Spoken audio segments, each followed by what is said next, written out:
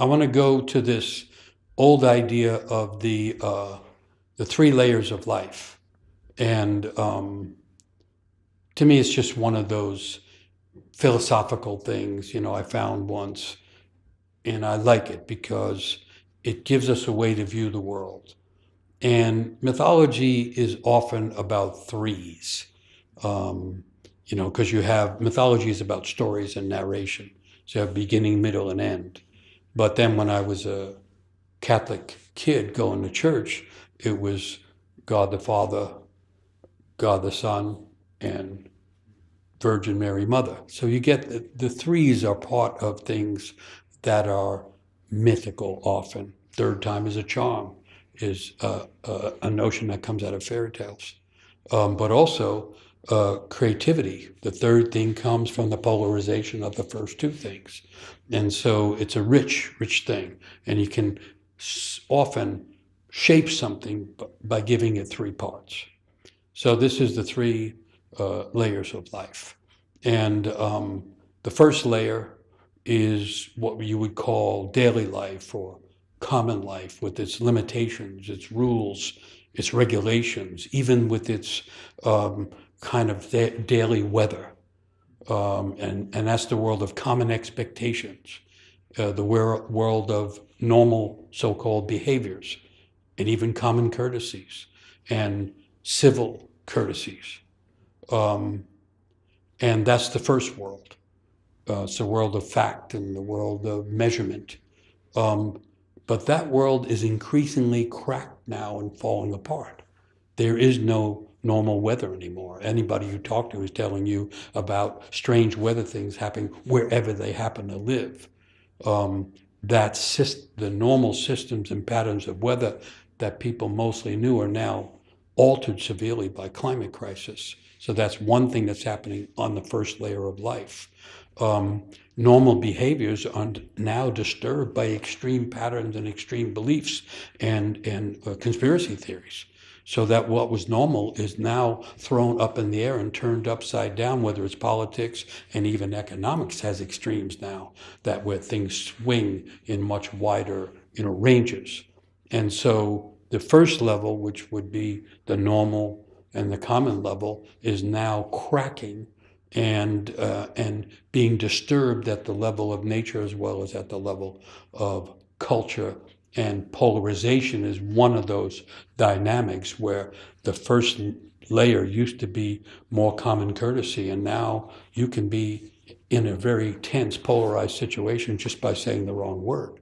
So the first layer is now disrupted.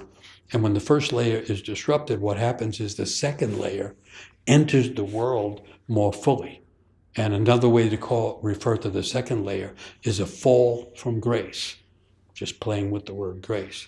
The second layer is the broken ground of dysfunction, is the territory of anxiety and sadness and fear. It's the place of betrayal, where information is confused by disinformation, where delusions and conspiracies flourish, the place where authorities abuse power and the shadows of life continue to grow, the second layer. I hope you get the sense of that. When culture is more stable, what happens is things divide, and the first layer becomes the people that are doing well, and the second layer become the people that are the outcasts or that are the lower caste or something.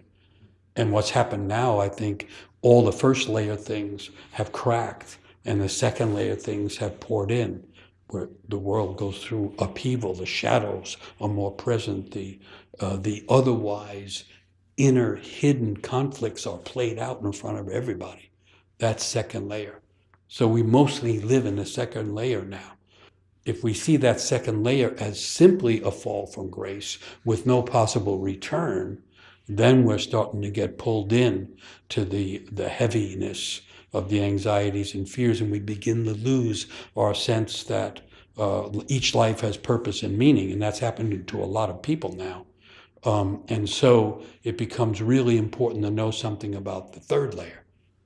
First layer, basic life when things are going well. Second layer, all of the heavy, dark, conflicted, polarized, troubled, anxious parts of life that happen all the time and sometimes become much more pronounced. And then the third level is the realm of what some people call universal love and understanding. It's the ground of interconnectedness and the sense of community with all beings. That's third layer stuff. The third layer is the place of forgiveness, peace, gratitude, and grace. The third layer is the still point at the center, but also the center as the place of awakening to awe. So, in other words, in the third layer, you can have peace and you can have beauty and serenity, but also the third layer and the center of life can be peaceful on one side. On another side, it's the source of creation and the place of awakening. It's the residence of the Great Spirit. Psychologically, they call it the deep self. People called it the soul of the individual connected to the soul of the world, the third layer, the individual soul, essentially connected to the living soul of the world. That's third layer stuff. The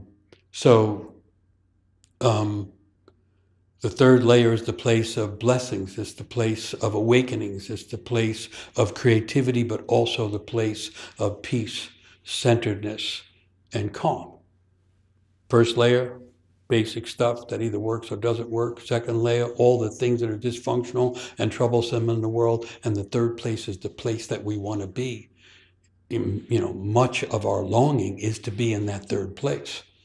And so the good news is there's a third layer and everybody has access to it. The bad news is the only way to get to the third layer is by going through the second layer. A lot of people have trouble with this. It's like the idea that all the trouble in the world, why is it there? Why can it not be there? It's like all the meaningful stories are stories where the main characters in the story struggle with things, face the struggles that they have, and that's what changes things. And so the good news is the third layer is always nearby the second. The bad news is that we have to go through that second layer, whatever that means to us, in order to get there on the individual level. Right now, on the collective level, the third level, which would be the visions and awakening of a sense of a new world, another world, a world more inclusive, a world more imaginative, a world more caring, that's possible, but we have to go through the second layer sense of the world now to get there. So this third layer is our soul inheritance, and we tend to seek it in art and in music, in love, in sensuality and sexuality, in religion and spirituality, in meditation, in healing, in laughter, on vacations, on pilgrimages. All of those things in their own way are doorways into the third layer. I'm just trying to say that it's nearby, it's a natural inheritance of the human soul, and it's something that is calling to us all the time.